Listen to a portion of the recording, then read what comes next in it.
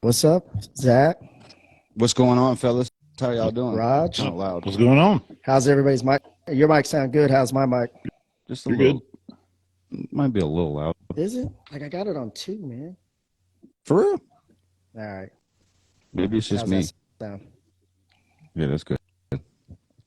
Yeah, we're doing some things a little bit different tonight, and we'll tune you in on Roger and on some upgrades a little bit later. But you guys ready to get this started? Yeah. Okay. All right, guys. Welcome to the True Beast Podcast, Muscle Bully Episode 3, Season 2. And, of course, tonight we have special guest OG Papa Pitts Ramos. For those who don't know who I am, I go by the name of Stan Smith. I'm the inventor of the X-Dog Vest, Fit Collar, True Beast products, Muscle Bully, MVP, and Earth Vet. So I've been doing this for almost 2 decades now, and I've built an amazing network of extraordinary dog minds. And, of course, a part of that is a part of that amazing network includes my partners here tonight who host the show with me. One goes by the name of Zach Valentine, who is a marketing extraordinaire and owner of the Bully Academy in the graphics department. And also, we have 2023 My Vote for preseason American Dodger Stout of Rogue Bully Kennels. What's up, fellas? What's going on? What's going on, man?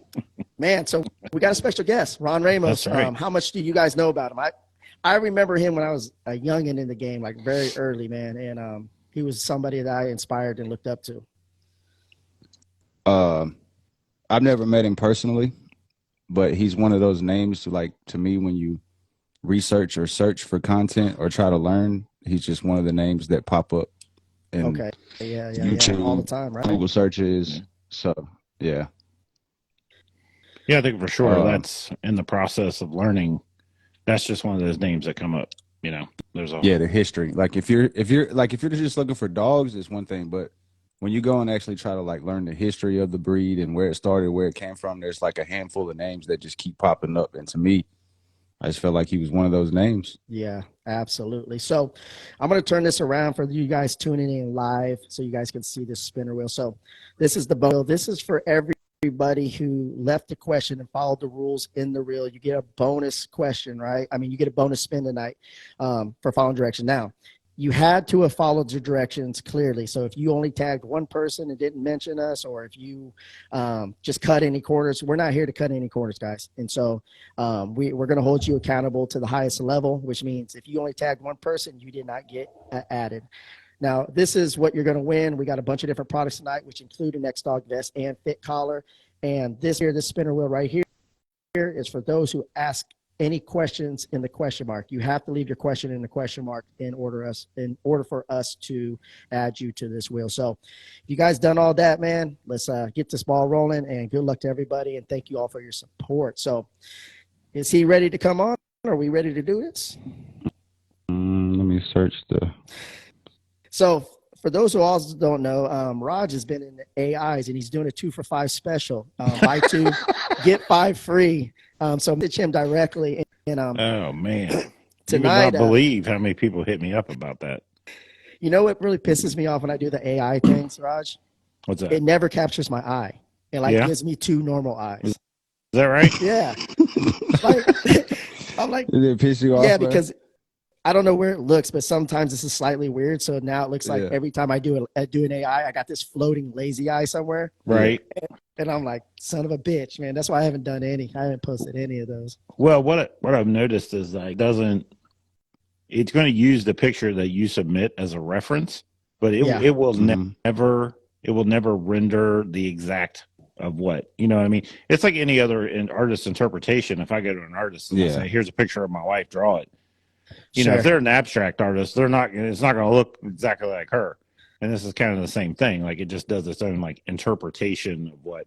So the people never look, unless it's like a celebrity and their pictures are available on the internet. Yeah. They're never going to see, you know. So there was a show this past weekend, right? Mm-hmm. How did anybody stand out to you guys? Or did you guys pay attention to it? I didn't go. My wife did, but I didn't go. How'd she do? She did pretty good. That was her first time showing, so she was, of course, she was nervous. Yeah, and she took the most stubborn dog we have, obviously. So he's just he's 105 pounds, but he's still a puppy. So he's completely uncooperative in the ring at times, but she did really good. She did good, Here he goes, right here. working around his stubbornness. All right. About to bring on our guest. The man himself. What's up? What's up, Stan? It's been a minute, brother. It's been a minute, man. It's been a minute, man. You haven't aged a bit. I promise you. Oh, man. You know something? You tell my body that because I feel like a beat up midget, man. Yeah. So I don't know if you've met Zach and Roger on a personal level, but No, I man, have. But I know Roger because I watched him in there. But Zach, I'm not sure. Zach before we might have. You know, I meet so many people. It's just hard to keep track of everybody, man. Yeah. Well, go ahead. I was going to say, we've talked a few times on Facebook and posts. And yeah, I'm pretty sure, man. Yeah, we got some good information from you for sure. Well, just to kind of give you some detail on how this show goes, Ron, is that we asked a bunch of people. First of all, I want to say sorry because I got your handle wrong. I didn't know you had two handles, right? Well, you know what happened. Let me explain that to you guys. What happened is that of all people, they got me and they took down my Facebook, my Messenger, and my Instagram all in one day. Wow. And they Oh, said wow. I violated community rules. And I'm like, dude, all I do is post dogs and positive information. You want to tear me down? It was a heartbreak because it took me, honestly, it took me damn near 6 months to get back on to Instagram. So it was, I was stressed out, man. Like I said, you know, I probably anal, man, but I feel like I owe my community. So I'm always trying to stay in there and try to answer people questions. So I'm not kidding you, man. I was like depressed, man. Man, I'm sorry to hear that. That's one of the things that, about our podcast. We want to do something a lot different than other podcasts. We want to bring in people of extraordinary minds who bring massive value. And when Zach said, hey, let's bring on Papa Pitts, I was like, man, we couldn't ask for a better person because that's what I think you're one of the, I could almost put you in the top 2 or 3 most value-driven minds for the American bullies, literally. Oh, you're too kind, man. But some honest to God truth, man. To me, the honest to God truth, the dogs have been a true blessing. I live in a tiny farm community. My town has grown substantially, and it's only 1,600 people.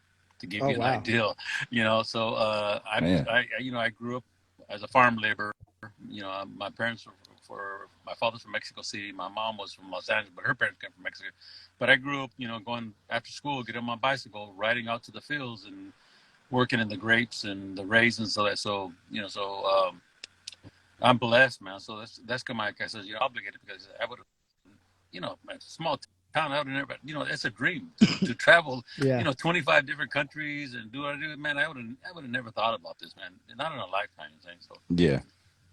But yeah. So well, at what point, I mean, so you're on the farms, you're doing work, you're a kid, you're living life. At what point did the dog become such a staple in your life? Well, not just a bully or a pit bull, just a dog, period. General, at what point in your life? Yeah. That's a great question because when you live in farm communities, small stuff,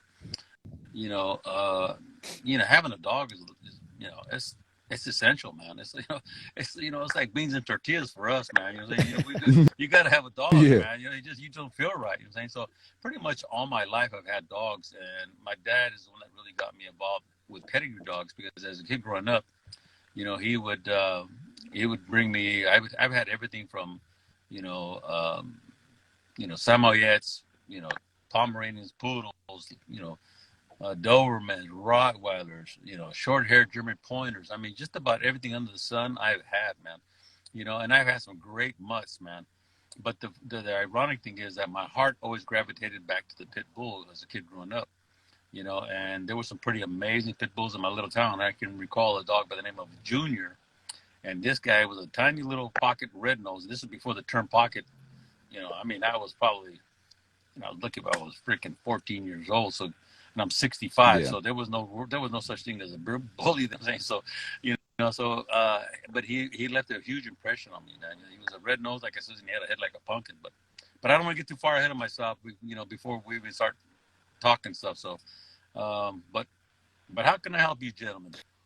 Well, we got a bunch of people that asked a lot of good quality questions in the post, and then we also have a lot of people asking questions here in the question mark box. And we're gonna start rambling them off to you, and just if you could just bring the value to our audience, that'd be asking more than enough from you. Well, I'd love to, but just so there's clarity, I want everybody to know I am not the guru of dogs, man. I am a lifetime student, man. I will forever be learning something with these animals because, like I says, the evolution of the dog is incredible. There's no other animal on the planet that you can morph overnight by doing one breeding.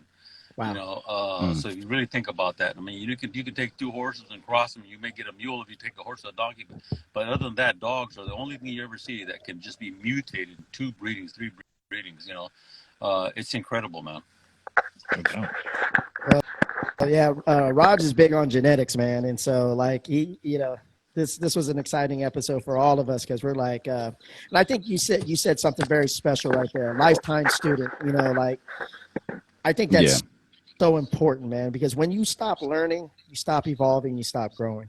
Yeah, you do. You know, so, Exactly. but when you know everything already, it's time for you to check out, man. Because you have no service, you have no value. You know everything. You know what I'm saying? You think about that. I mean, if you already know everything, what unless you plan to share it. But I would be the first to tell you that, man, Jesus Christ, I'm struggling to learn stuff day to day because it changes so fast. Yeah. You know? Mm-hmm. Yeah. Well, that's Well, one thing ahead, I guys. love. One thing I love about the breed is the fact that every day is a learning process. Every day someone pushes it to the next Every level. day, brother. You know what I mean? So Every day. this breed is a long way from done, Oh, and you tons of speak opportunity volumes. to learn every day. You're right. You know, and that's why I think right now, believe it or not, in the breed, that there are some guys that that there's always going to be people that will disagree with you. That's a given. But what I was going to say though is this breed is so new, and I know people keep getting tired of hearing this. So that it's still in inception, but you really think about it, it's maybe what 20 years old. I'm saying, and they want to compare to a lot of the breeds. But if you look at, for example, the American Pit Bull Terrier, that is over. God, I don't remember what the last number. I think it's like 135 years old Right. or more. I could be Yeah. wrong. So the genetics it's really hardcore, man. The way it's been stamped in these animals, and this is why we get a big variety in the American Bullies because it's still in development. And there's too many people in today's society that have a real hard time following rules and directions on just a mix of cake. So it's one of the things where it's very difficult to get consistency because you keep hearing people say like, "Oh, my vision, my vision." Well, something. Honest to God, truth, this is not about individual vision to a point. I don't want to get people upset, but the thing is, though, it's you also have a roadmap, a blueprint of what you're supposed to follow, and from that point, then you can add in your own flavors. But the thing is, you still have to stay within that cake mix. There was a lady by the name of oh God, what was her name now?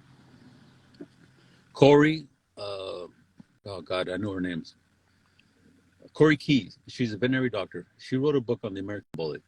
Okay. And she actually dedicated a chapter to me, and I'm very appreciative of that. And she asked me, one of the questions she asked me was, what is breeding like? And I told them, it's like being an artist. It's like being in a class where the teacher tells you, something, paint whatever you want. But the thing is, you have to remain within that frame of the portrait. You can put any color you want, but you got to stay inside that frame of that portrait you're painting. So being a breeder is, in a sense, being an artist, but you have to, you still have to remain within that blueprint, within that frame, to create your own twist to that specific breed. If that makes any sense. Yeah. Oh, it makes total sense. Yeah, no, that's Zach makes a lot of and sense. Roger, we talk about this all the time. Like it's like if in order to have a consistent look, we got to have at least some type of structure, of guidelines or blueprint, like you said. Yeah, I think one that resonated with me. It just stuck with me. You made a comment on one of my posts one day, and you had said something about, or someone asked you, and they said, "Well, when is enough with the American Bully? When are we there?"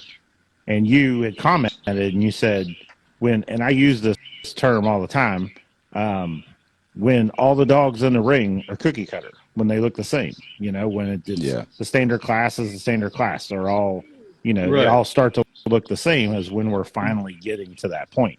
And so, I think people, what I think on that there is, I think some people have a hard time understanding that there's nothing wrong with having a consistent look. Mm-hmm. And this is where you, like I said, you can add your own flavor. If you want tries, you want color, you can do everything above. But the thing is, try to get consistency. And with that being said, I have to say, when I watched this year's nationals on the live, I have to say that I'm starting to see more consistency, a little more quality. I was honest to God truth this year. I think it was a really honest to God truth, a real nice year of the dogs that represented the breed this year, and hopefully it continues to get better. So again, this is what I see. I agree. Well, yeah, that's the whole point here at the podcast. We try to bring on guests that we think can bring value to the breeders, bring value to the community of the show ring, and just everybody in general as far as the breed is represented as, because that was the whole point. Like, if you try to reach or you try to find knowledge, you try to learn something, you got to basically find somebody that can mentor you, or you have to go around and start making a community of your own, because there's no content, there's not a lot. You got to dig deep to find knowledge about the American Bully breed as far as the internet goes. Yeah, true. Exactly. The other thing is, to me, it's kind of a shame, is that I think too many people are thinking that they got to be the anomaly. They got to be different than everybody else, and that's not the purpose. This is what deviates us from other breeds, and this is why we have to have consistency in our own breed. And it's one of those situations where people think that they want to be the next guy that makes the next freak, and it's a whole different mentality, and people would be upset. But the thing is, to me, that's just a lack of discipline, because sometimes it's easier to make a wreck than to make a high quality dog. It takes some real skills, and you really got to know how to put your shit together to make a quality dog. So for people to say, well, this is an exotic, or this is that, and I'm not hating on the exotics. I do a lot of exotic shows recently, and I'll touch base on that, and I'm tell you why I'm doing these shows. But what I'm trying to say, though, is it's not the thing of your own individual thing. I mean, too many people are, like I said, they're trying to be a rock star through their dogs, and I admire people that can do this consistently, and I'm glad to see that I think the breed is actually getting to that point where we're getting a little more consistency. Are we there yet? I probably won't see that in my lifetime, to be honest with you. Again, the American Pit Bull Terrier is over 135 years old. You know what I'm saying? So yeah, will we get there? I'm sure we will, man. I would love to see it happen, but like I said, I probably won't be around. But I feel like we're in a good spot right now. And we're definitely laying the foundation, and that's for future generations. Yeah, well, let's get into these questions. Zach, you want to start off, or you want me to start off? Yeah, I'll start with the questions that were sent in on the post for the wheel. Okay. And Roger, can you see? Go ahead. I'm what's sorry. that? No, you good. No, I was gonna say, Roger, you can see the questions in the question mark box. I can. I can't mark them or anything. That's okay. But I can definitely see them. You can go from there, and me and Zach will read them off the post. Okay. All right, cool. Ashley Marty 78 says, what got you started in the bully world? So you're messing with pit bulls, and then at what point did you meet the bully and be like, okay, this is something I can mess with? That's a great question. I love the question, and and the beauty is, I answered it in the beginning, believe it or not. Like I said, I've been into dogs all my life, man. You're saying, honest to God, truth, man. I don't remember being without a dog as a kid growing up. You know what I'm saying? So, again, when I referred back to the dog named Junior, I was just a kid, like I said, probably 14 years old, and he was probably, to me, one of the most impressive pockets I've seen to this date. And he was a full red nose, but he had real bully features.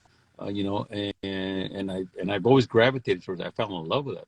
In fact, I wish I was at home, because I would try to find that picture. But at the Nationals, the 111th Nationals, 111 years of Nationals, I think it was 111. I can't remember exactly. But I had a young boy that I coached football, and I asked him to draw me a dog, a pit bull, for the national shirt, for the UKC national, and he drew the shirt for me. And he was like 14 years old. Phenomenal artist, this kid, right? We're still good friends to this day. I coached him in football. But if you see this picture, it'd blow your mind, because it was a bully dog since then. I asked him, I wanted to have a little more muscle, a little more size, and it was a female that belonged to my mentor, the name of Patty Allen, God rest her soul. But I wanted a bullier dog. And going back to Junior, and even some of the dogs that I had some Crenshaw and Jeep. My first pit bulls were actually Jeep and Crenshaw. My Crenshaw dogs, they look like pocket bullies. These were like game straight dogs, but they probably weren't the best in the show ring, but not show ring, but in the pit, they weren't the best dogs, gladiator dogs. But the thing is, though, they were very bully, and I fell in love with them. So, chasing the bully breed has been God, man, since I was a very young boy, many, many years. I'm saying chasing this breed, and to see it come full circle and actually become a breed, I'm really happy. But like I said, it started years ago. It probably started, like I said, when I was probably 14 years old. I'm just at age out there, and I'm 65 now. So give you an idea of how many years I've been chasing this look. I'm saying. So it's safe to say you've basically just evolved with the breed the entire time. Pretty like much, from man. the pit bull all the way up, where you just kept evolving with the breed. Yeah, because I love the look. I'm saying I've always loved it. Well, but a part of it is because one of my first loves as I got older and started getting into the dogs really seriously. My first love was a lot of the English bulldogs. So I was chasing Cherokee lines, beef eaters. These were all well-established English bulldog lines that I've always admired and loved. And as a young kid, we never got a bulldog. And the other thing was it was just expensive because, with that breed comes,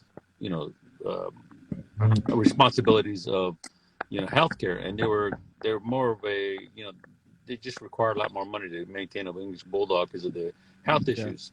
But it was one of those things that I really fell in love with it. And when I started seeing some of the first mixes and stuff, I fell in love with them. And they're just amazing animals. I like them.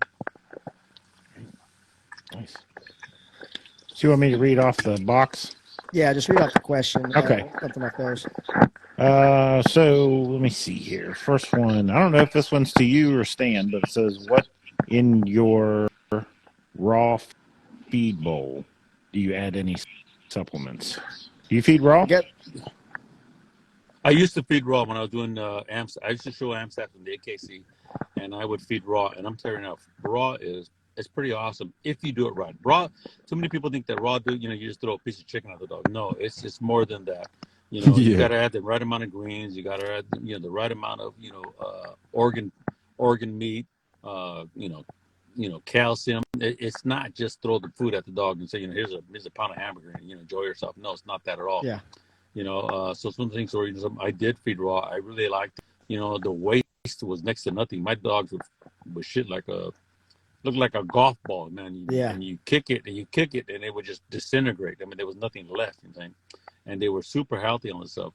So it's if you can do it, it's a way to go. But it does take some effort. It's not something you're just gonna throw at them. Like I said, you just gonna throw a chicken at them or a pound of meat.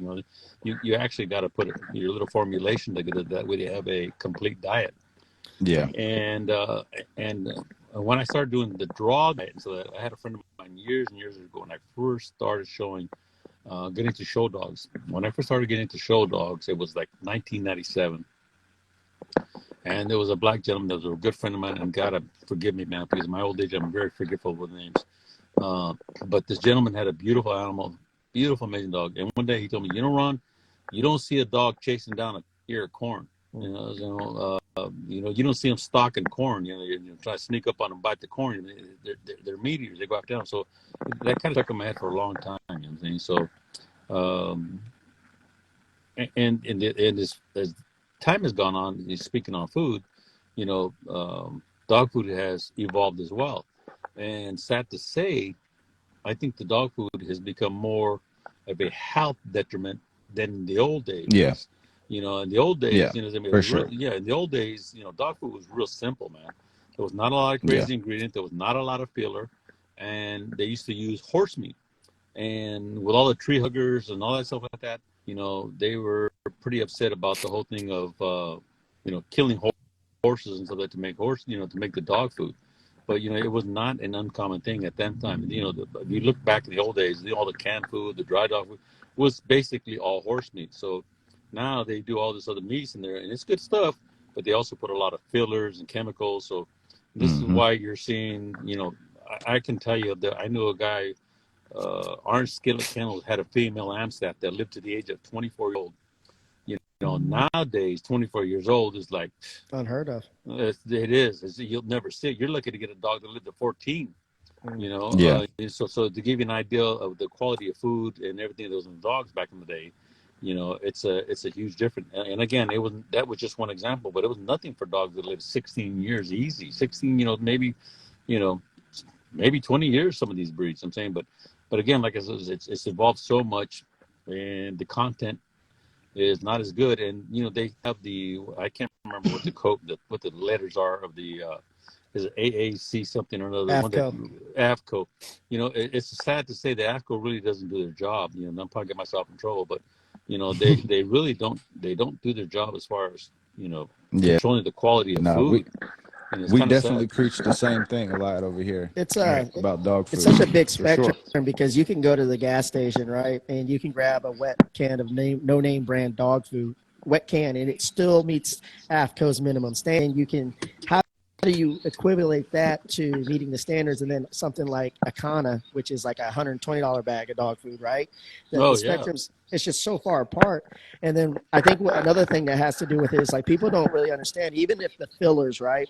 Our land's been farmed so much, so a lot of the natural minerals to even grow like some of those fillers, they're not as nutrient dense as they used to be, you know, back 20, 30 years ago. You're absolutely not even close. And the other thing is not only that they're not only nutrient dense, but so much hybrid now.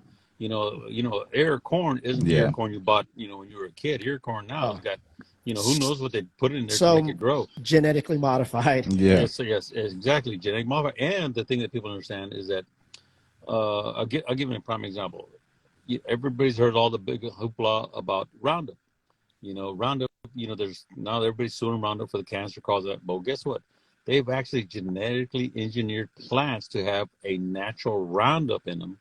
You know, I'm using that as an example, the chemical in it, to fight off insects from eating, you know, the corn or whatever you're going to buy. You know what I'm saying? It's actually genetically imprinted these animals, not these animals, but these plants nowadays. So, you know, you're eating pesticides almost. I'm saying, it's crazy it may sound. Yeah, so we'll segue off to that. I'm going to say one more thing. So if you are feeding a raw, again, it's all going to depend on what type of raw you're feeding. Rule of thumb, 80% muscle meat, 10% organ, 10% bone. But however, you're going to have to evaluate your raw, do the research, and say what is missing out of this will determine what type of supplement you're going to add to it. Because that's the whole point of a supplement, is to supplement missing nutrients, you know, to fill in nutritional gaps. So let's go on to the next question. This is FG Border Collies. This one's kind of deep. What is something you've learned that may have challenged previously held concepts? Oh, man, that is deep. Man, because you know, some of these, you know, the American bully being such a new concept. I mean, there's challenges daily. I mean, there's, you know, now you're starting to see a lot of these dogs that are having like really issues, like even some of the most popular dogs, you know, until you all of a sudden you're seeing videos come up and they can barely walk and that, but you know, they got a lot of great, beautiful still pictures, and people jump on the bandwagon to use these animals, you know, and they're not really doing their homework. But in overall, the breed, as far as the American bully is concerned, it's a long way from being the most healthiest dog right now. You know what I'm saying?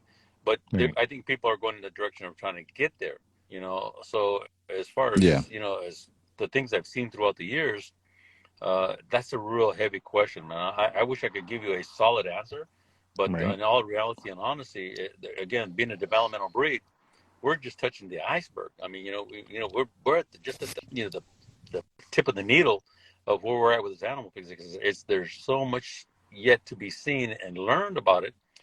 That's a real hard question to be, but overall, I think overall is in some of these communities, you know, these people want to buy a high dollar dog, but yet feed it old Roy, you know. And don't get me wrong, you know, I mean, genetically, you know, when you're looking for make a great dog, it's genetics, without a doubt.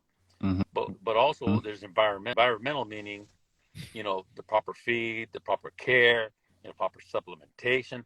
These help they're not magic bullets, but they help. You know what I'm saying? They're not going to kill the werewolf, with that silver bullet. But the thing is, though, they do help. But the thing is you really got to do your due diligence and start with something that's of good quality to begin with.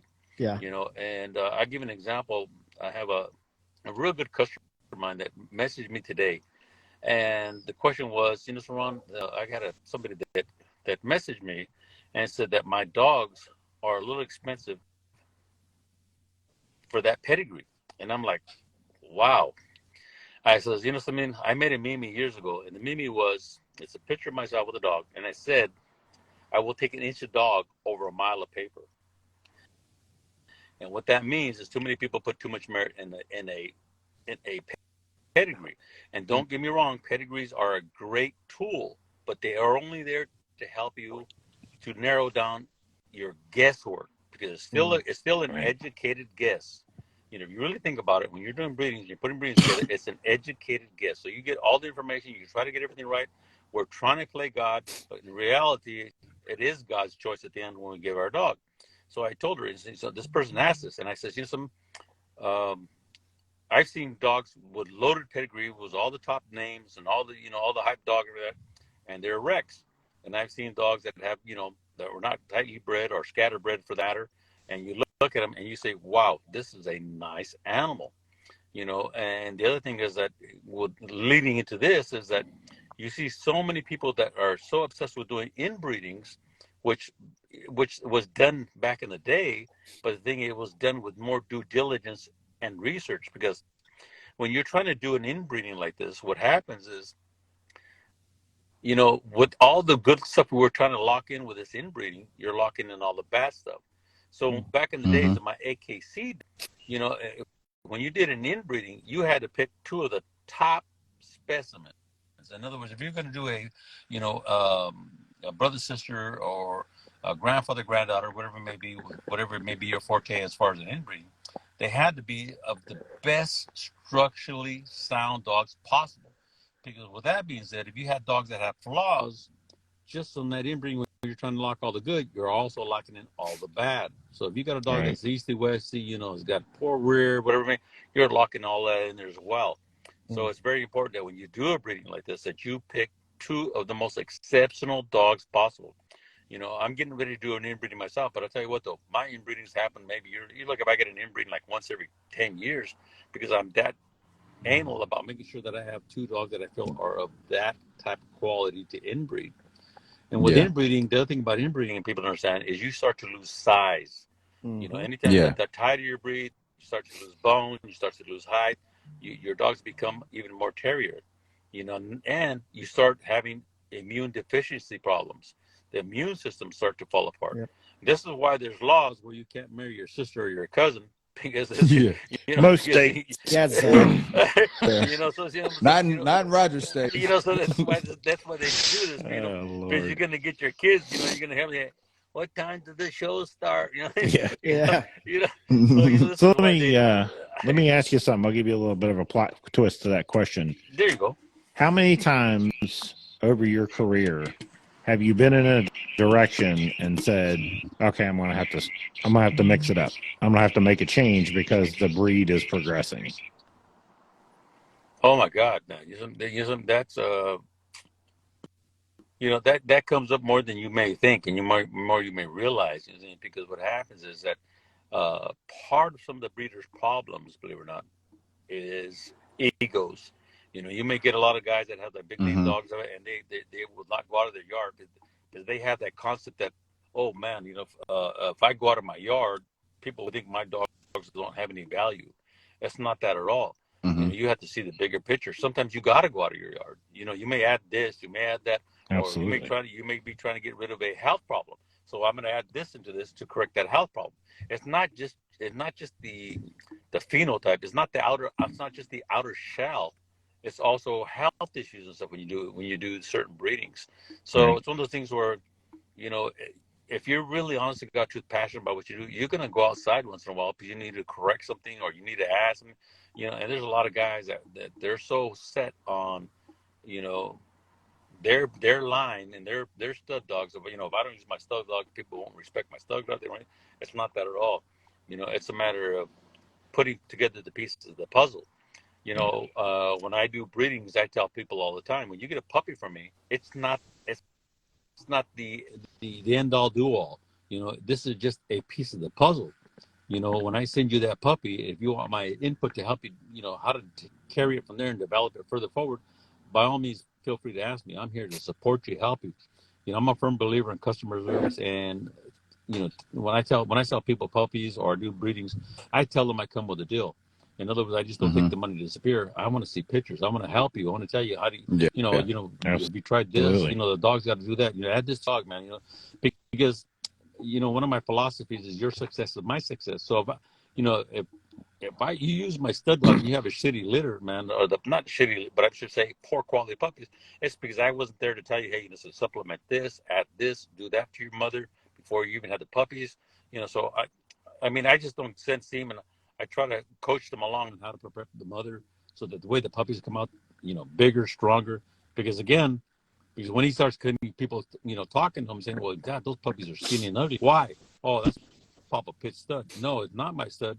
Is you didn't follow directions, and you probably didn't do anything to support that growth of that puppy. Right. Well, I remember back in the day, when we'd see a dog that was just yoked up, right, and then none of the offspring look like that. Well, none of the offspring are going to look like that because they're not genetically enhanced with certain supplements, right? And so of course, if a dog is being shot up with roids and then it's not going to pass the genetically modified version of itself. It's going to pass what it is without it. Yeah, it's true. Exactly. It's so funny you said that because I remember there was one dog one time, and it was in California. And I can't remember the dog's name. I beg you remember, but there was the dog was just amazing. I mean, the dog was just shredded, man, right? And they ended up selling the dog because somebody wanted to buy the dog, and they bought the dog. And then when they went to go collect them to do a breeding, there was no semen.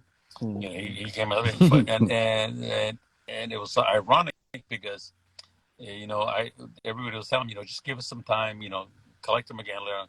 And what people don't understand is that when you're on steroids, your semen count's going to go down, brother. If you use enough steroids, you can go to zero semen count.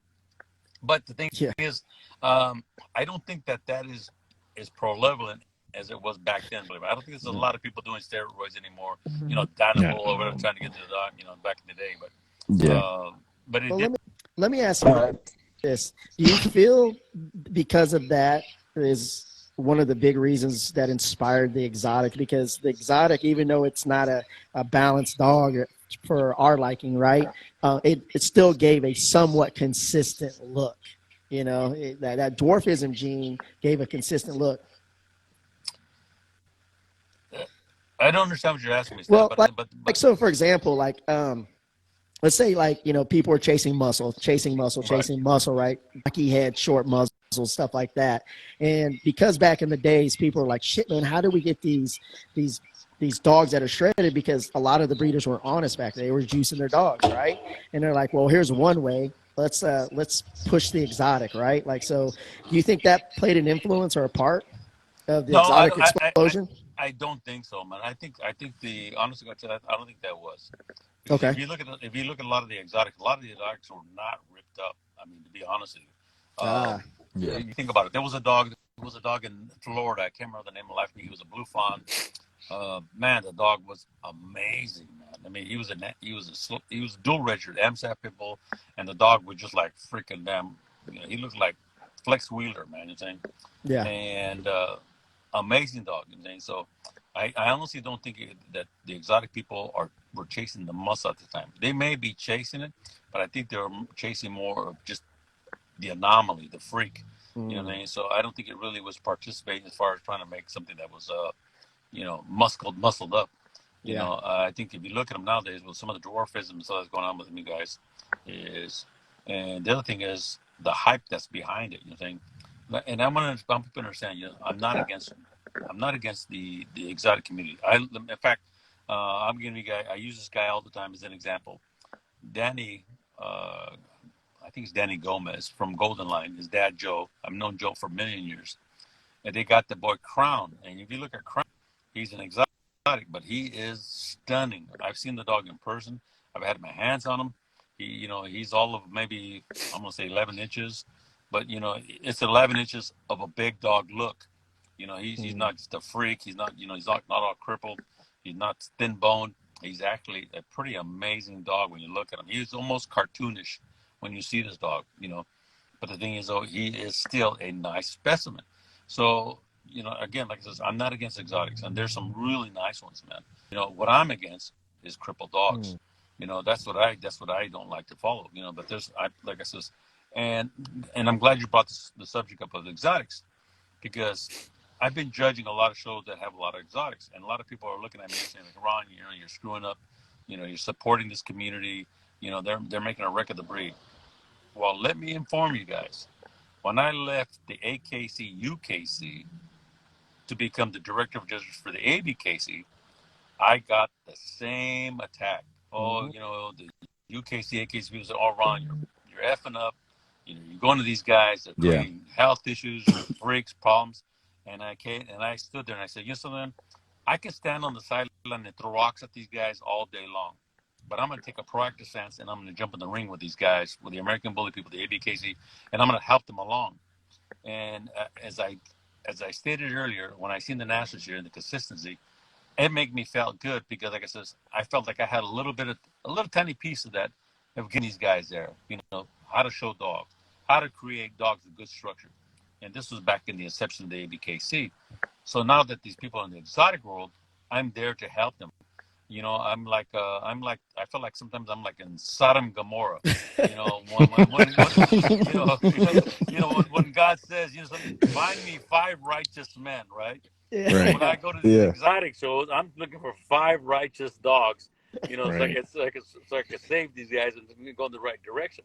Exactly. And the other thing is, I'm not trying to say I'm better than anybody. I'm just here to support my community, and it's funny, because, like I says, I have American Bully peoples. They're like throwing rocks at me, saying, "Oh, you're going over there," but they don't know the history behind the American Bully. That I was the guy that crossed over and took a beating for them.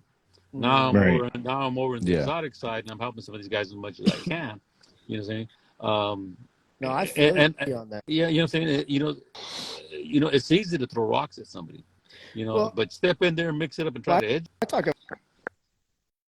I talk about this to the guys all the time. Like, I'll post an American Bully that's kind of extreme on the extreme side, and I get hammered. They're like, "Why are you supporting this?" And they would consider, some of these people are considered exotic. I'm like, "Well, dude, they're not going anywhere, and we need to influence them to go towards a healthier lifestyle." Amen, and so, Sam. It's like raising children. You may not want your daughter to go out with this guy, or your son to go here or go there, and the harder you push, the more they go there. Think about it. You know what I'm saying? Yeah. So the thing is, you don't want to do that. You want to embrace them and try to help them and bring them along. Right. So it's easy to stand on the side and throw rocks, man. Trust me. Man. It takes more balls to stand in the middle of the bunch and try to find those 5 righteous dogs. So, I agree. Very true. You know what I'm saying? So it's never an easy task. And believe it or not, a lot of people who know me for years, they all think, everybody loves Papa. But I got my followers that would love to see me fall on my face, chastise me, crucify me for what I do and stuff. And that's fine. I'm not going to put no shade, no light on those guys. Matter of fact, I throw them in the closet and shut the door so they don't get no sunlight. Yeah. And sometimes people don't understand when you get in some of these controversial posts, you're actually feeding them. You're actually giving them water. You're giving them fertilizer. You're helping them grow. Sometimes you're better off not saying a word. And then trust me, I've been attacked on Facebook, Instagram, and I will not comment. I will not do anything in that post, because I'm gonna let it dry up and die off. I'm not gonna feed that. Yeah. Yeah. Engagement dies. We're living such a fast pace. People really think that things like that stick, man. But literally, just give it 2 or 3 days and you ignore it. It's gone, brother. It's gone. Yeah. I've had a pimple on my ass last longer than some of those they do, man. not Roger. Not Roger. So someone asking the question to know, at what age are you looking at a dog to evaluate it to say this dog is ready? That's a great question. Again, I hate to keep saying this because people can think like it's redundant and it's a broken record. This breed is not like other breeds right now. You know, a skinny, ugly terrier dog will turn out to be bully. As he matures, a bully puppy will turn out to be a damn whippet when he matures. So it's kind of a difficult question right now to say that what age.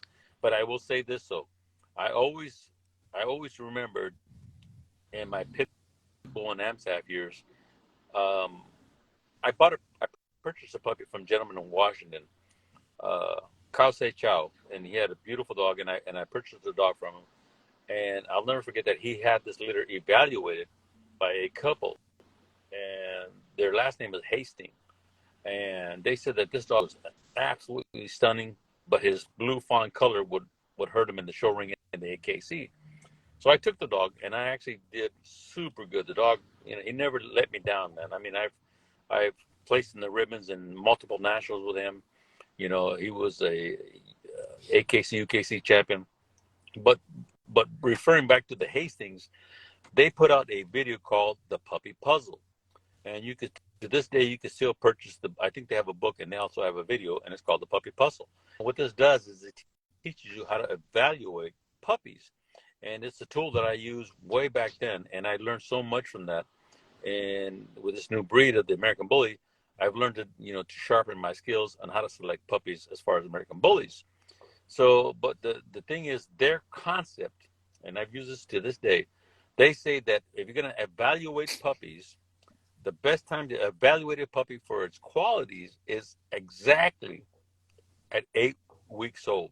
Not a day after, not the day before, at 8 weeks old.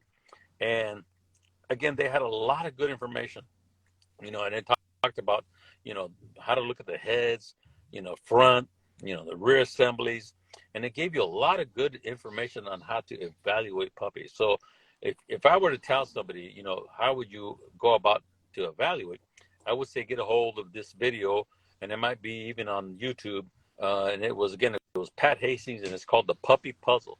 And to this day, I put a value in that because I learned a lot from that.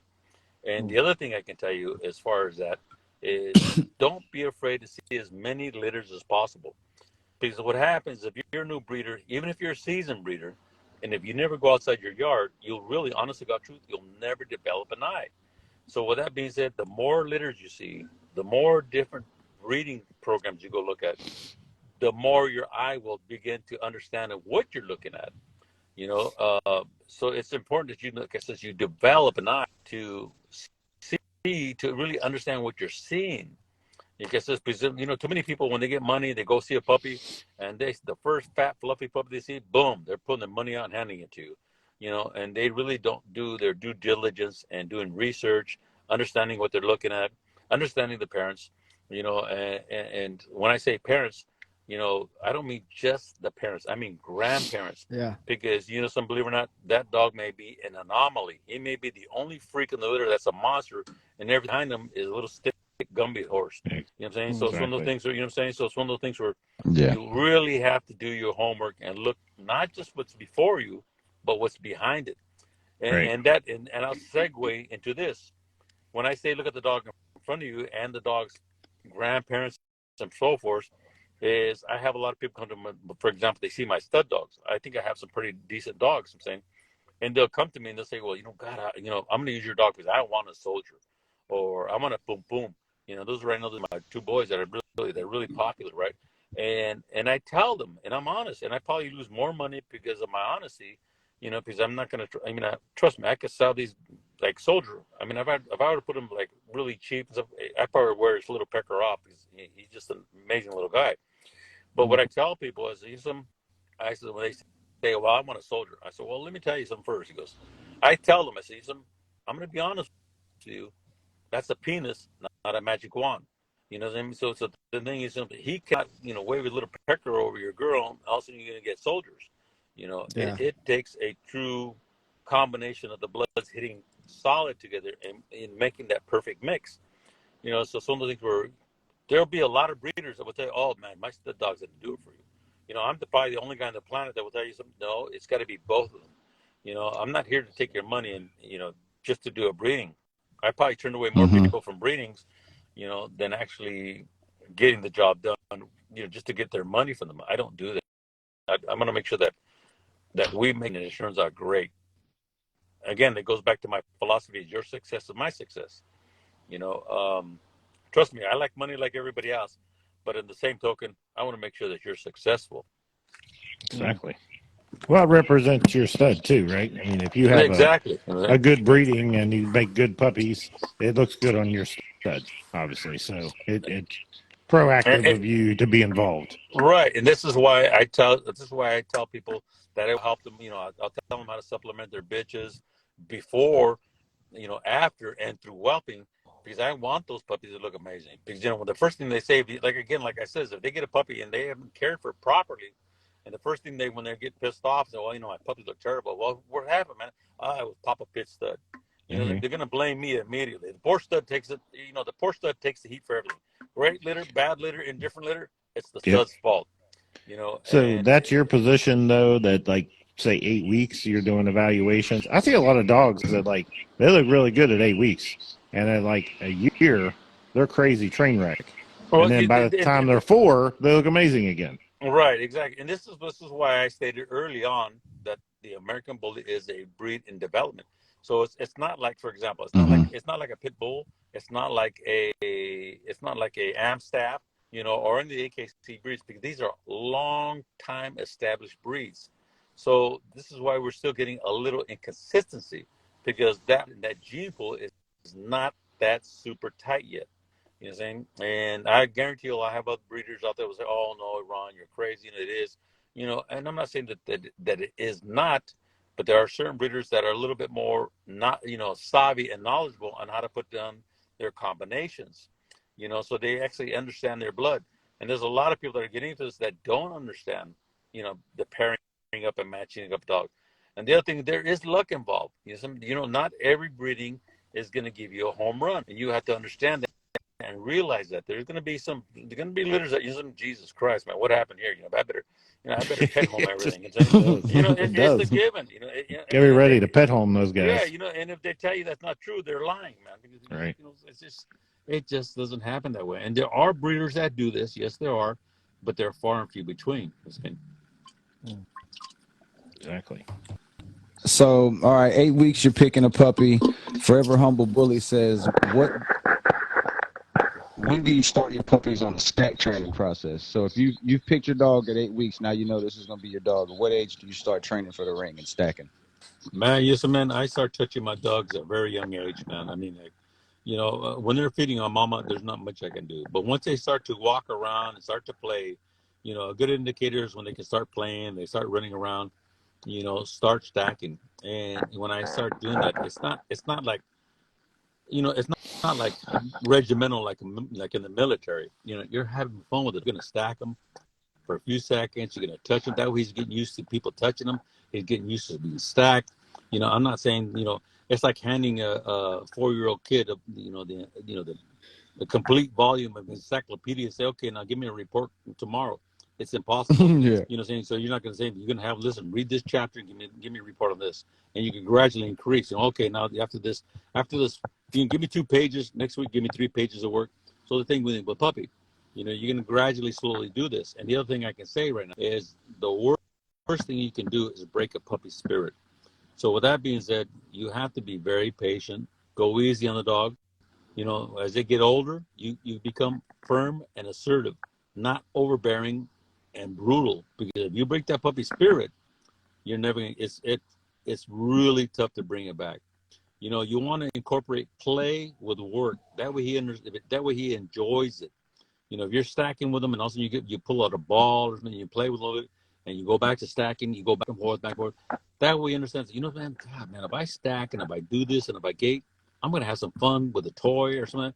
So you have to incorporate play with work, but the thing is you have to be patient, and you'll be surprised.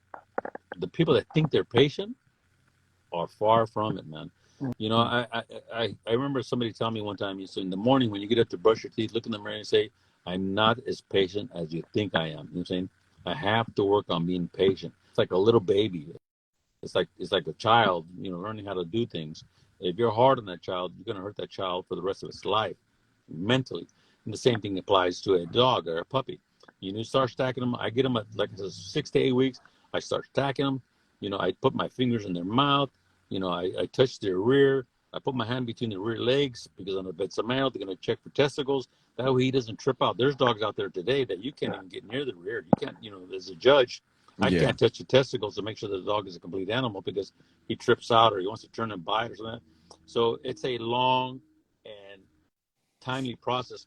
But if you start at 6 to 8 weeks, you're going to be very successful. And again, like I said, you don't be hard. You know, again, I've seen a many puppy ruin because people get impatient. I will tell you this. Let me give you a pointer as far as being patient.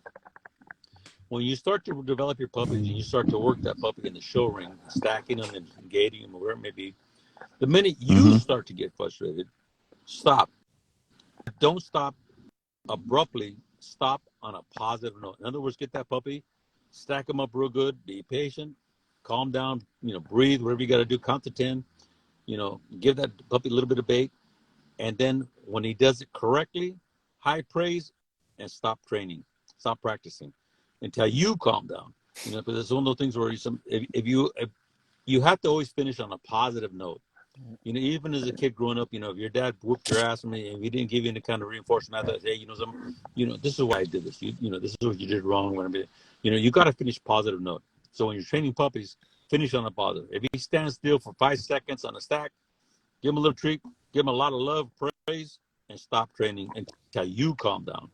You know, because it's not about the puppy calming down. It's you're the one that's going to get pissed off and frustrated. You know, the puppy's going to do whatever you tell it to. Yeah. You know, so Very you know true. what I'm saying. So those things are, again, that's I think that's such a key factor in training dogs. You start them early, start them just standing them up. You know, stacking them, Yeah. not demanding things of them. Stack them, talk to the puppy. Hey, good puppy. Pet him on his top line. You know, put your hands in the mouth like you can see his bite. You know, touch his rear. So that way it becomes second nature to him, and he'll progress from there. I'm telling you, it works miracles. And the other thing is, you don't need to work these dogs for hours. I'm telling you, Yeah. man, back in the day, I would tell people, man, you drink a beer, you smoke a cigarette, devote that much time to a practice session Monday, Wednesday, and Friday. And you would be amazed at the results that you'll get on just that short time of practicing dogs. I'm talking about 10 to 15 minutes max. And as they get older, then you can progressively add time onto that and work them longer.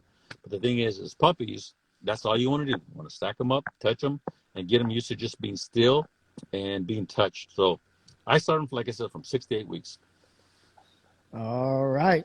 We got a bunch of questions, so we're going to try to knock these out quick as possible. A solidified _ Midwest _ bullies. What is the best way to provide constructive criticism to breeders who aren't necessarily breeding to better the breed or reach that consistency? Man, woo, you know, I mean, you're a man, judge. You gotta kind of have a soft touch too, right? When it comes to this. I'm glad you said that because you brought the thing of judging. Because let me tell you what, when I was director of judges for the ABKC, and I also helped with the BRC, and I've helped registries across the globe. I helped the Canadian they started new registry. I helped them. I started the United Kingdom Kennel Club. You know, I've helped the European Kennel Club. You know, the kennel clubs in South America. I've been all over the globe helping these guys with this stuff. It's one of those things where, you know, it's being patient. I'm sorry, Stan. Say that. Ask that question again. What was it again?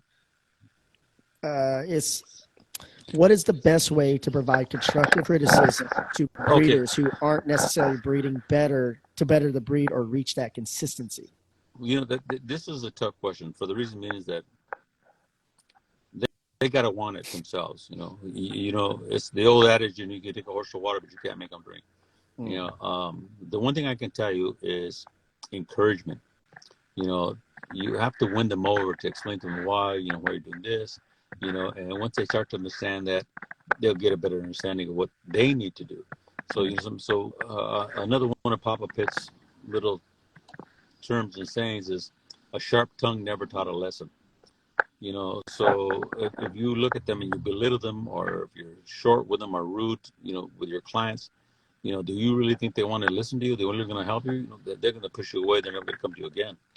So this is why when I do my breedings and I sell puppies, I come with the territory. You know what I'm saying? I tell them I come with a puppy, and they kind of trip out and say, "What do you mean?" Well, you need medicine, you need this, give me a call. I'll tell you how to care for it. I'll tell you how to what to give it, how to do this.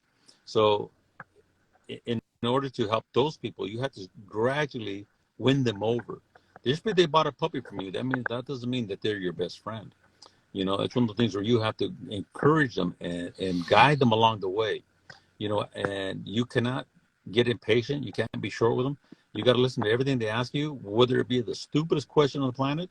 Because to me, again, the old adage, there's no such thing as a stupid question. The only stupid question is the one that was never asked. So when they ask you these questions, explain to them. It may be the most simplest thing. You may think like, oh my God, are you serious? That's 101. But the thing is, you have to encourage these people, be patient with them, and show them examples, not just talk. Show them examples. Show them what they need to do. Show them where you're trying to get them to go. Again, back to my philosophy: your success is my success. Explain to them you want them to be a success. So if you listen to me, and like I said, I'm not the end all, the do all. This is my advice, and I advise you to find somebody else to compare what I'm telling you. Like I said, I'm not afraid to have somebody. Like if I have something like supplementing, right? I'm not the guru. So what am I gonna do? Hey Stan, can you tell me what do you think about this? You know what I'm saying? So the thing is, just don't be afraid to reach out and help, so you can help your customer. And there's too many people that, again, the cardinal, the curse of the breeder, and I don't give a damn if it's AKC, UKC, IBC, whatever the numbered letters you put in front. Egos is a monster. It destroys great people and great animals. There's nothing wrong with being humble. Man, you'd be surprised how much you'll gain and how much people will want to help you when you're humble. Because the minute you're an ass, nobody wants to deal with you. So it's one of the things. Believe it or not, when you have people like, I've been so blessed that I have people that will do anything for me. But the thing is, I would do the same for them. So it's reciprocated. Yeah, I think experience is the product, and you are the product. So like me and Zach, Roger, we talk about this quite often. Is like, you have to become that guy, the guy who's got a guy, right? Like, so for example, if somebody was to accidentally call X Dog, right, and they were looking to get a car part. Yeah, we don't sell car parts, right? But guess what I'm going to do? I'm going to go, okay, well, what's wrong with your car? Okay, I got a guy. I'm going to give you this number. You're on it, right man. there. Yeah. You know what I mean? Yeah. And guess what? They're going to be like, damn, these guys help me out. I don't know anything about them, but they're good people. You're on point, brother. You're on point, man. The thing is, because you don't turn them away. Like I said, and that's a. I love the comparison. Because, it is, and this is how you win people over. The analogy is beautiful. I'm saying. The law of reciprocity, man. You get what you give out. If you give out with a good intent and pure heart, you're always going to get back, man. Yep, exactly. So, all right, we got a few more questions, and then we'll do some giveaways. Aries God of Bully says, what is the most desired features you look for in a breeding? Aries God of Bully, man. Believe it or not, it's in the written standard. It's in the description. This is a head breed. So, it's one of those things where it's not the most important, but it is the first thing you see in an animal. So it's a head breed. So you got to have a beautiful headpiece on the animal, and followed by that is from the neck down to structure. I like dogs that are structured, that are sound. No dog is perfect. I totally understand that. But the thing is, though, too many people when they start doing breedings, for example, everybody chases the headpiece, right? Because it is a head breed. So what happens is they get in there and they say, well, I'm gonna fix the head on my dog. So they find this dog that's got a monster head on him, right? And the head is beautiful, but from the neck down, he's a freaking wreck. So the thing is, just don't look at the headpiece. Try to find that dog that is close to being a sound, healthy, but yet has the headpiece. Right. So don't throw out the baby with the bathwater. In other words, find that head. but make sure that from the neck down, that he's still somewhat, a decent structured animal. So on that question, I wish I could give you just one specific answer, but the thing is, it's a complete animal. Right. So I do look at the head.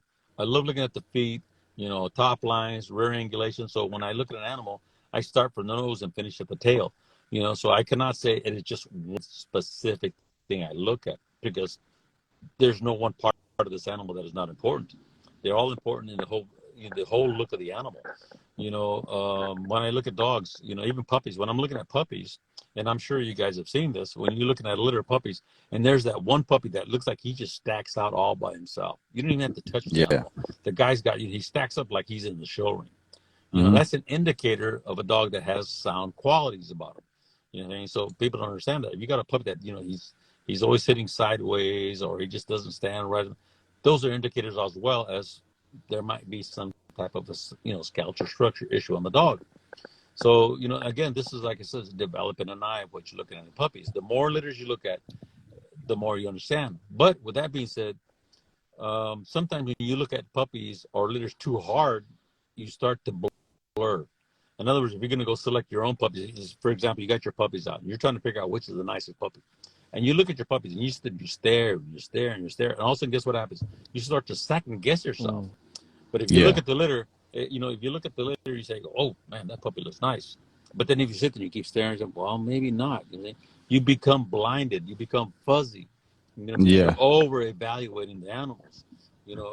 One thing about judging is sometimes, as a judge, your instincts will do better than if you're over analytical. So if you see an animal and you see like, "Wow, that's a nice animal," right off the get, you may give him a more thorough look. But the thing is, if you just stare again, you start to get fuzzy. You start to question yourself. So a lot of times, your instinct and just that first impression is very important. All right. So the first winner was Stephanie of Big Mike Bullies, and you won a $15 gift certificate at xdog.com. So congratulations to you. Congratulations, Steph. All right. We're going to keep spinning. Yeah, it's kind of like ask questions. My grandpa used to always say, "You think long, you think wrong." That's true. Like you overanalyze. Yeah, it's just something. You just like keep it simple. You think long, you think wrong. You get to thinking too much, and then, like you said, everybody's got that one voice that's like, "Oh no, you don't know what the hell you're talking about. You're little wrong." guy on your shoulder talking to you, man. Yeah. It's so funny you say that, because you overanalyze something, all of a sudden, you start to think wrong. It is exactly, when I guess is it's a fine divide, man. You really have to look at things, and like I said, don't get too great. And the other thing I got to tell you guys, man, is like I coached football for years. I had a blast. I coached baseball, coached football, and we had a very successful program. And what we used to use, and this is, everybody probably heard of this, but we used KISS, and the KISS method was keep it simple, stupid. Yep. Because if you overanalyze stuff and you start to really like you'll start to get dizzy because you're just thinking too hard on it. But the old KISS, keep it simple, stupid. Just let your instincts do this stuff. Look at it. Don't overanalyze it. Don't get too complicated on it. And I'm not saying just the first look. Every time you look at these puppies, your puppies, every time you get in there, look at them real quick, analyze them, and it'll start to narrow it down for you. It's like, oh, this, for some reason, man, I keep gravitating to this one puppy. Most likely your instincts are right, and that's the puppy. But then again, with time, like you stated earlier, a puppy may look good right now. He gets to that gangly stage, he looks like crap, and all of a sudden, a year goes by, a year and a half, all of a sudden, boom, he changes again, and he says, wow, he's a nice animal, I'm saying. So the thing is, again, don't overanalyze stuff. Every time you see your litter of puppies, look at them and say, wow, that's a nice pup. Then go back and again. And there'll be times where you're going to sit there and you're really going to study them. And I'm not saying not to do that, because it is important that you really look at them. Because if you really look at them really hard, then you start to see, skeletal structure problems. And that's a good thing. But overall, if you're trying to evaluate a dog at that time, and if you overlook at it, you're going to get dizzy and you're going to lose focus on what you're doing. And when you're analyzing a dog for skeletal structure, then you have to look at them harder. The thing is, but at the same time, that's a whole different type of analogy that you're looking at the animal. You're dissecting them for certain reasons. and then you get past that, and then you go back and you look at the other dog and say, oh wow, he's nice. You think it's gonna your eyes will always grab it. I'll give you an example. I used to go to the shows, and I would grab somebody and say, it's your first time at show? Says, yeah. So awesome. Let me ask you something. Which dog do you like in this class? And guess what? 98% of the time, they're gonna pick the first place dog. Because the untrained eye sometimes will just gravitate to the dog that just stands out naturally. You know, I'm sure you've seen dogs where you all of a sudden you look at the dog and say, wow, look at that dog quick with the quickness. And you look over and say, wow, that dog is nice. You don't have to see him, for hours. He automatically gravitates your eye. There's an article that I highly recommend everybody to read. It's called The Judge's Rule of Five. And it's by, Mr. Beauchamp. He was a UKC judge, AKC judge, and the article is amazing because he talks about breed type. And this is where people get confused and lost when they start talking breed type. Even today's judges, there's certain judges that are so stuck on structure that they miss breed type. And it's a balancing act. It's like walking on a razor blade. If you focus too much on structure, you start to lose breed type. If you lose too much breed type, you lose structure. So it's a very, very fine line. And you really have to do your due diligence to make sure that it's almost in an order. It should be breed type trumps over structure, and then health. Right. These are the three key essentials to a great dog. So it's one of the things where you get like the hardcore show people get so stuck on structure that they miss breed type. So like I says, it's a balance. You really have to work at it. It's not an easy task. And right now there's a lot of people saying, well, they keep changing the breed standard. No, they have not changed the breed standard. The breed standard has probably changed. Maybe it hasn't even changed. It was amended. And what I mean by an amendment is that they tightened up the flaws. In other words, before it was a little easty-westy. Now they're saying no easty-westy. So they really didn't change it. They're just tightening up the parameters to make the dog a more quality and more sound dog. So there has not been a bunch of rewriting the standards. So that's a fallacy. That's not a truth. Yeah. I've heard a lot of judges, and actually I've heard a lot of OGs, like you're just sitting around at a table at a show, and these OGs always show up and you get the opportunity to sit at a table with them. And you hear the same thing out of their mouths that you don't necessarily hear from newer breeders. And that's that part where they say, it doesn't matter how well it moves. It doesn't matter how great the structure is. If it doesn't look like an American bully, then it doesn't matter. Yeah. Like you could tell that their focus was it needed to have that head. It needed to look like the dog. But in that same breath that you just said right now, I promise you get all these hardcore show people that are like all about structure. They're right now. I'm telling you right now, they just threw up. I guarantee it. What I'm saying? It's an everyday struggle. And this is why I mentioned this article called Judge's Rule of Five by Mr. Beauchamp. And the reason being is he himself states that if it was based strictly on structure in the article, you could run down to the damn rescue and pick out a dog that had just got beautiful turn stifle, amazing tight feet, straight front, and guess what? He's not an American bully. He's not a Rottweiler. He's not a German Shepherd. Right. You know what I'm saying? So it's one of the things where once you start to show, and you can ask anybody this, man. Once you start showing dogs, your whole concept of a structured dog changes. And what I mean by that is that once you start showing, you start winning and stuff. A lot of people become overnight gurus. Now they're the greatest breeder. They have one litter. They got one champion. All of a sudden they know everything about dogs. But the funny thing is, what I want to refer back to that article is, you guys yourself, I'm pretty sure you guys have been to shows and all that stuff, right? Once you do this, not spray mud in front of the liquor store is safe from your critique anymore. That's true.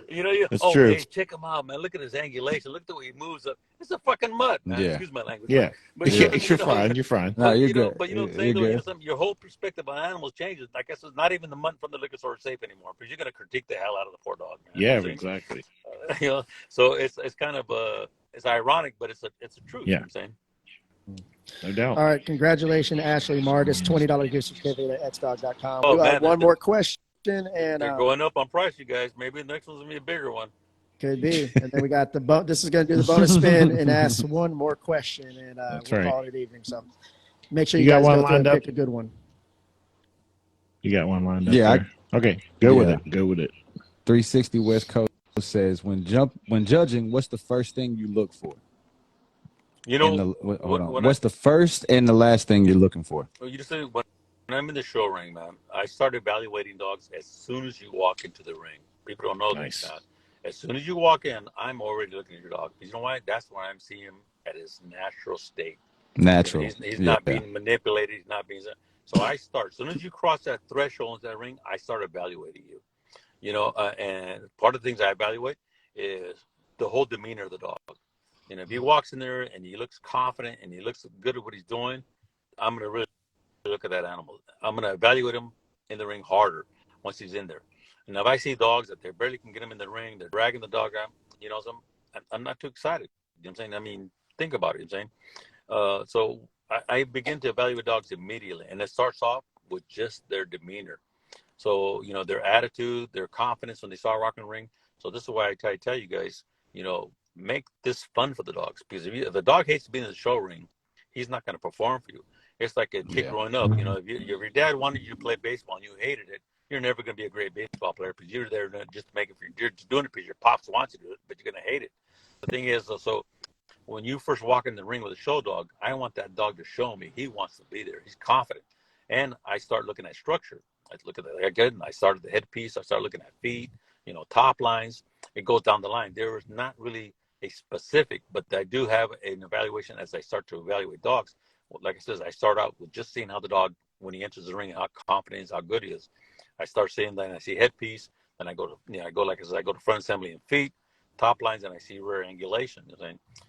But there's nothing in the dog that just doesn't want to be there. You know what I'm saying? Right. And a lot of people will have the assumption that, well, you know, the owner must have beat this dog. That's going to be his whole show shy. Not necessarily true. There's a lot of dogs that are shy dogs and they don't like the show ring.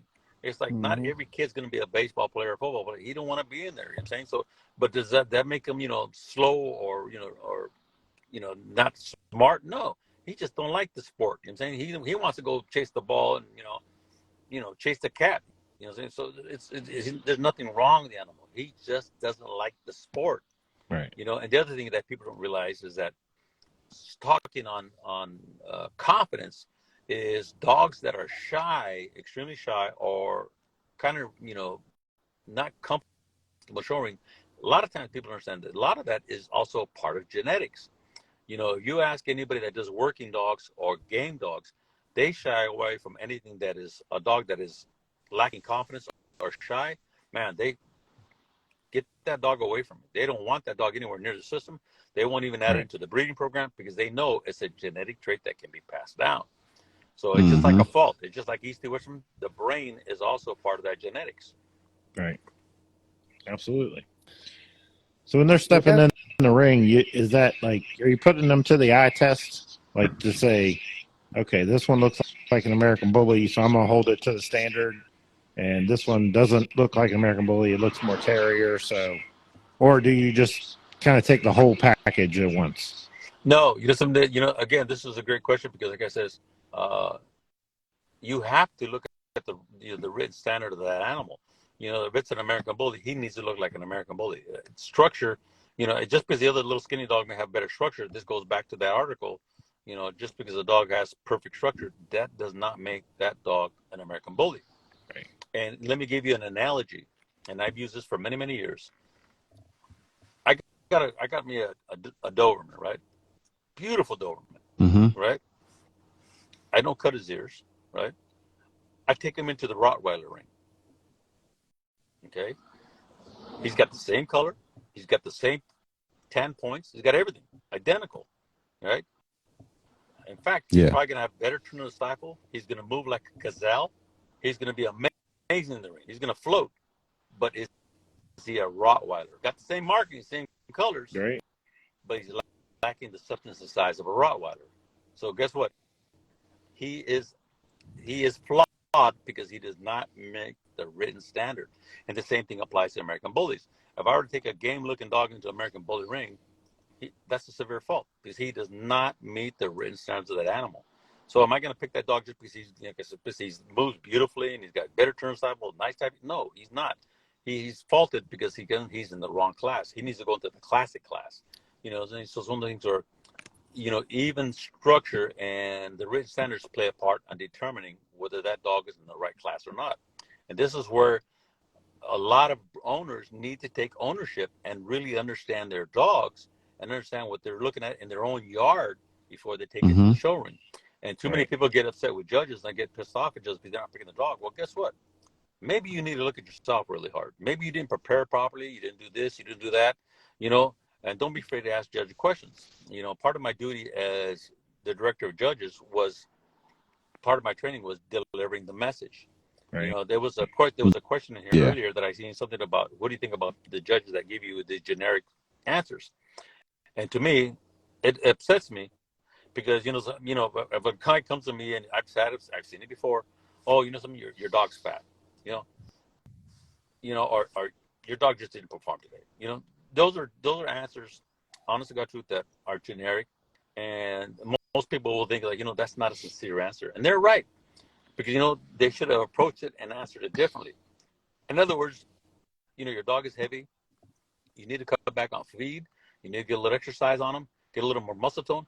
Give them constructive criticism that they can take. I tell you what, I've had people walk away from the ring and lost to me multiple times and walk away and they say, God dang it, Ron. I'll give you an example. I had one gentleman that was up in Northern California. He lost him to me like every single time, but he was always in the fight. He always got like a second place or third place. And he told me one time, he goes, Ron, damn it, I swear to God, I wasn't going to show you again, but every time I come in here, I learn something. So to me, that was a huge compliment. Because every time he came to me as a judge, I gave him something to go home and work on. So as judges, when you're doing this and you get a generic answer from this guy, from the judge, that's a no-no. That judge should give you something to go home and work with, to tell you something what he's got to do. And this is why judges need to be qualified in handling and showing dogs how to run a ring, how to breed.